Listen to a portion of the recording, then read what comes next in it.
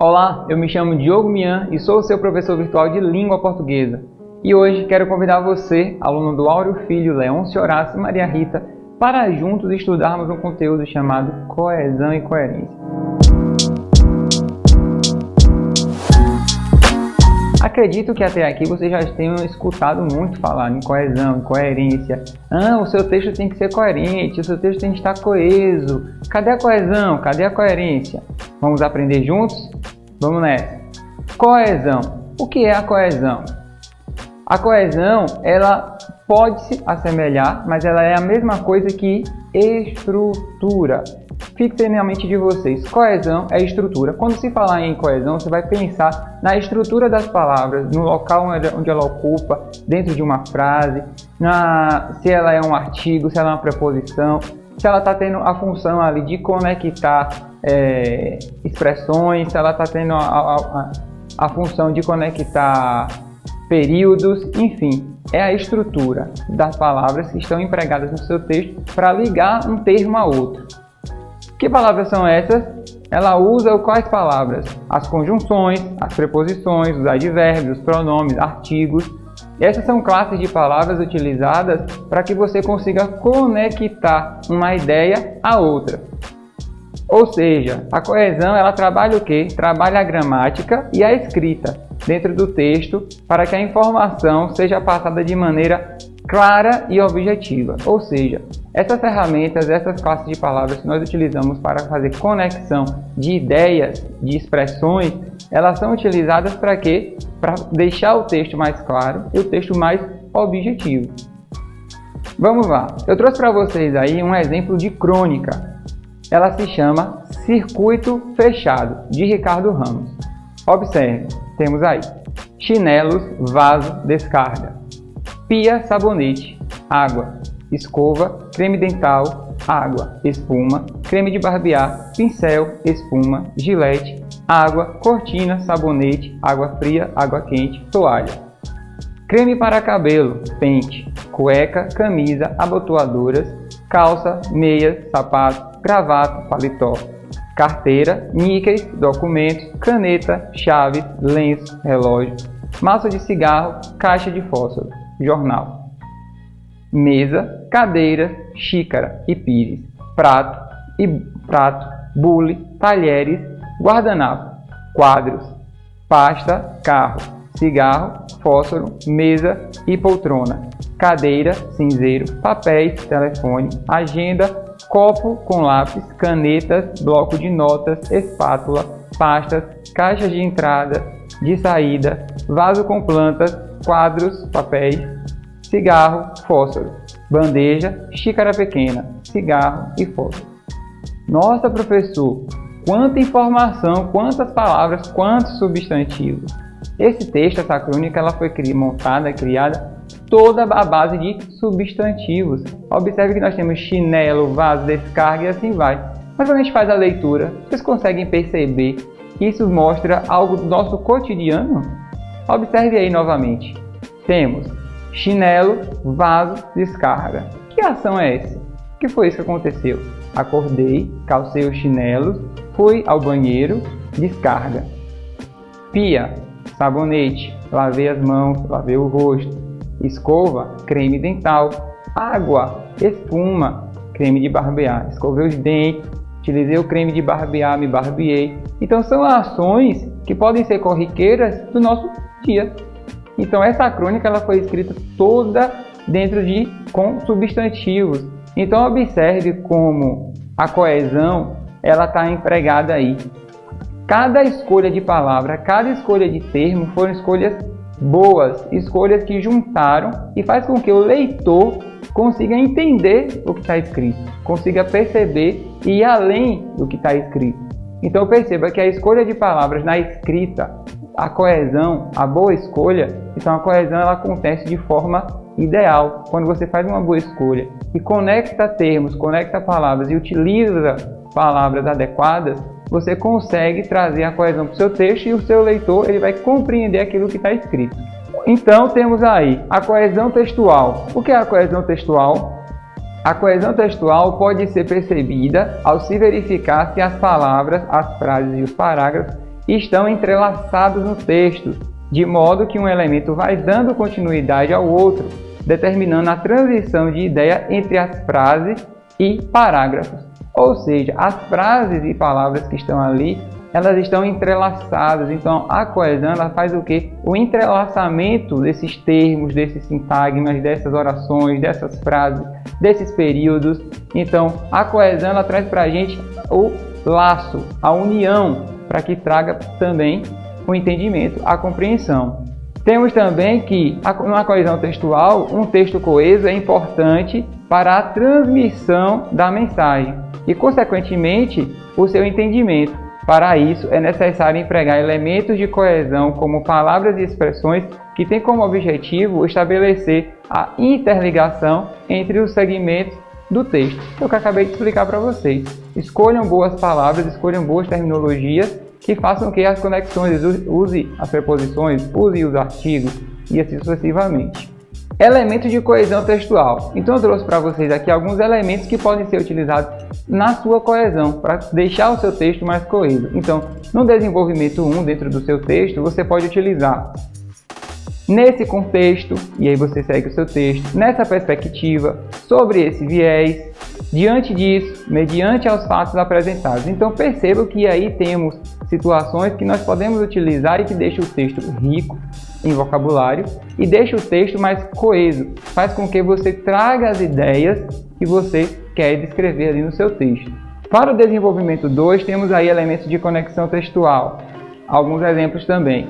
Além disso, ademais, outro aspecto relevante é que, e você explica o aspecto relevante, em adição, paralelamente, porém, contudo, todavia, entretanto, no entanto, não obstante, ou seja, são terminologias que você vai utilizar no seu desenvolvimento 2, que você pode utilizar no seu desenvolvimento 2, que faz com que a sua coesão aconteça de forma plena.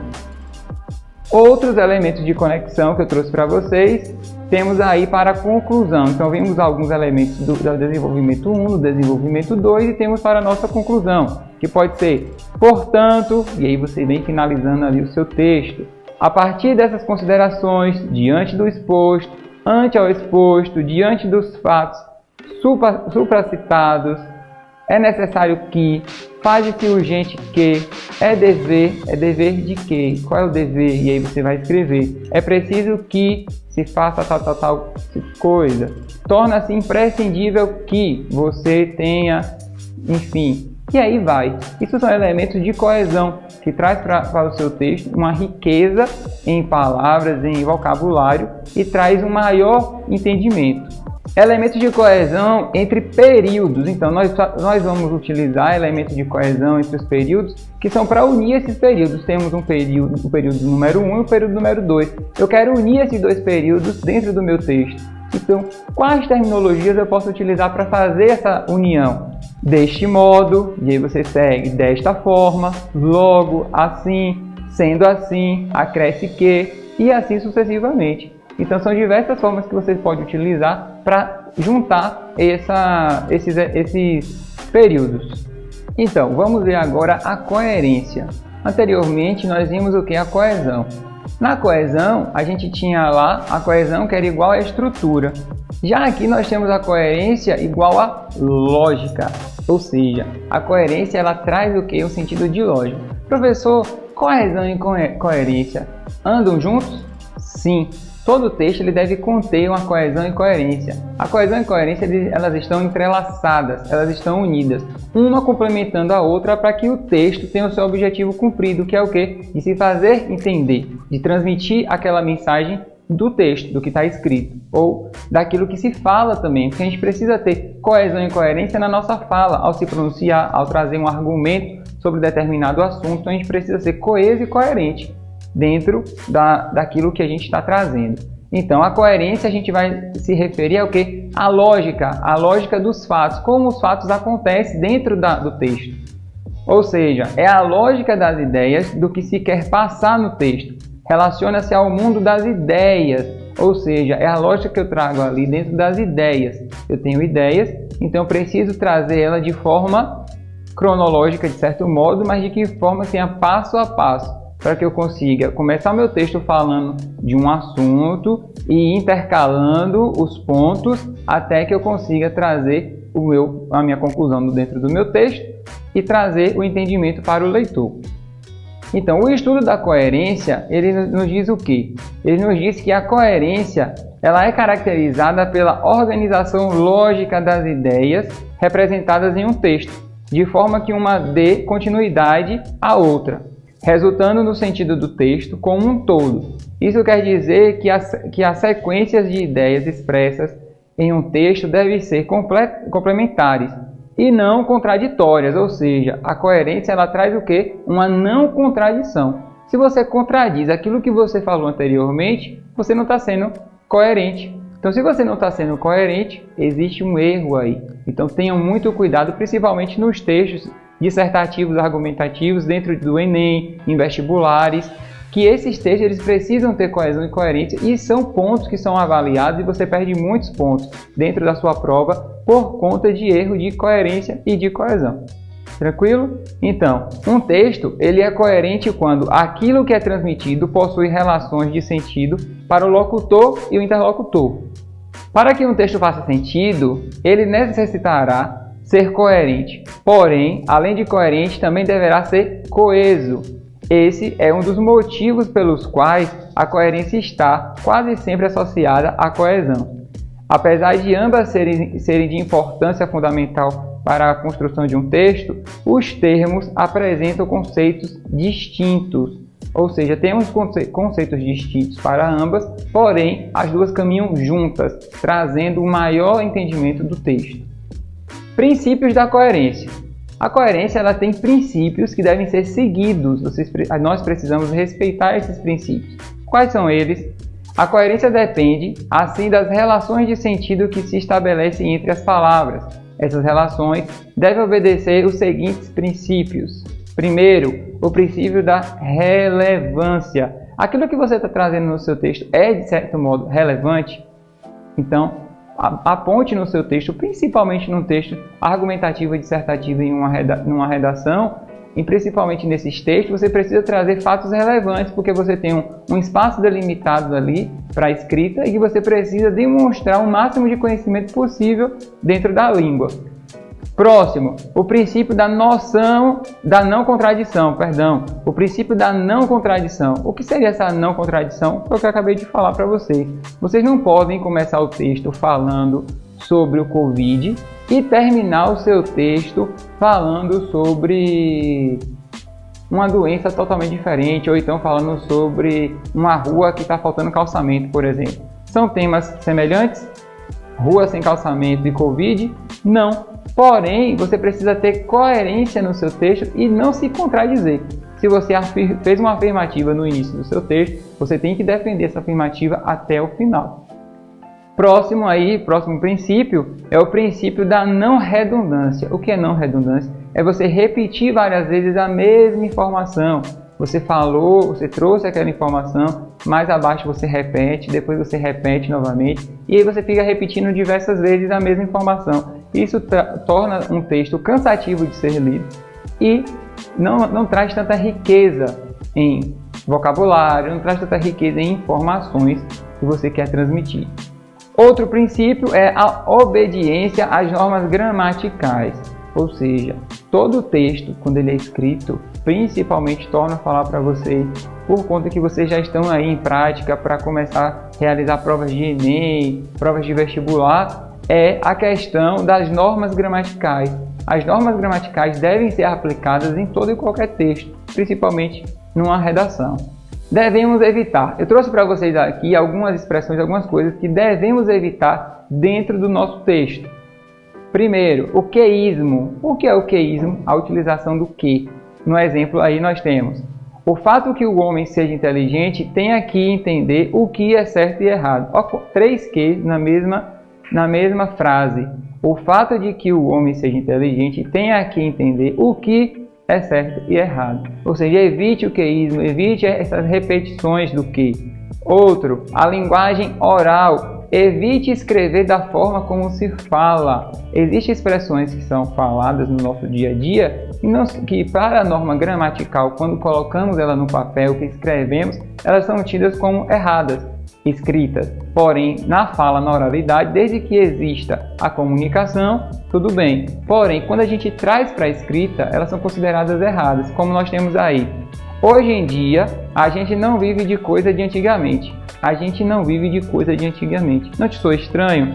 Você consegue entender. Se alguém te falar, você consegue entender. Mas não te sou estranho? Então evite a linguagem oral na verbal. Temos aí a abstração elevada. O que é essa abstração elevada? É você ir além, ir para outro universo, para um universo paralelo onde a pessoa... Oxe, como assim? Existe isso aqui? Por exemplo, a menina arranjou a solução de decidir para onde vai a humanidade. Como assim? A menina arranjou a solução de decidir para onde vai a humanidade. Como assim? Como é que ela vai conseguir levar a humanidade para onde? Então, existe o que? Uma abstração elevada. Próximo que nós temos aí é o discurso circular, ou seja, você fica ali em círculos falando do mesmo assunto. Exemplo, a vida, única e exclusivamente, é tão complexa que, apesar de tudo, não obstante o que possam dizer, torna-se altamente problemática. Observe o quanto tem um discurso circular aí. Apesar de tudo, não obstante que possam dizer. Então nós temos um discurso circular para falar uma coisa simples. Ele pode resumir essa frase. Expressões clichês como água mole, pedra dura, tanto bate até que fura. Então evite essas expressões clichês, porque você está querendo ali transmitir no seu texto também conhecimento seu. Você quer demonstrar no seu texto, principalmente na redação, que você tem conhecimento da língua. Então você não vai trazer coisas clichês para o seu texto, vai trazer coisas diferentes e que inove, que mostre que você tem um conhecimento amplo sobre o tema e tem uma desenvoltura na sua escrita. Cacofonia, nós temos aí, vou mijar para casa, vou mijar, se você vai, você já... vou para casa, vou já para casa, vou mijar para casa, perceberam? Vou mijar para casa. Então existe uma cacofonia aí, existe uma sonoridade estranha, que ao escutar a gente toma um susto assim, como assim? Vou mijar para casa? Então evitem essa cacofonia. Ambiguidade, o que é ambiguidade? Exemplo, aquela velha senhora encontrou o garotinho em seu quarto. O garotinho estava no quarto dele ou da senhora? E aí? A mente bugou. Como assim? Observe novamente. Aquela velha senhora encontrou o garotinho em seu quarto. Em seu quarto. No quarto de quem? Da senhora ou do garotinho? Aí vem aí alguém fala, o garotinho estava no quarto dele ou da senhora? Ou seja, na frase houve uma ambiguidade. A pessoa que escutou essa frase, ela ficou na dúvida onde o garotinho estava, que quarto era esse, se era da senhora ou do garotinho. Então, evite a ambiguidade.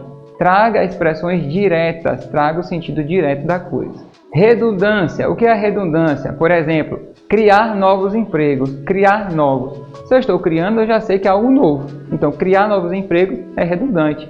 Conviver junto. O conviver já é conviver com alguém, então não é conviver junto. Basta o conviver. Pequenos detalhes. Pequenos detalhes, a gente já sabe que detalhe é uma coisa que mínima, pequena. E pequenos já se sabe também. Então, pessoal, agora é com você. Eu trouxe para vocês uma breve atividade para que vocês consigam empregar tudo aquilo que nós estudamos. Temos aí. Observe abaixo alguns segmentos de discurso separados por ponto final. Retire o ponto final e estabeleça entre eles o tipo de relação que lhes parecer compatível, usando para isso os elementos de coesão e coerência adequados caso tenha. Aí nós temos letra A. Então percebam onde tem aí esse ponto, tem o parêntese e no meio está o ponto. Eu quero que no lugar desse ponto vocês coloquem elementos de coesão e coerência para ligar uma oração à outra. Bem simples de ser feito, faça essa atividade no caderno de vocês, leve para o nosso encontro presencial, que lá nós iremos discutir essa atividade, fazer a correção e aprofundar o conteúdo. Tudo bem? Até o nosso próximo encontro. Tchau, tchau e bons estudos!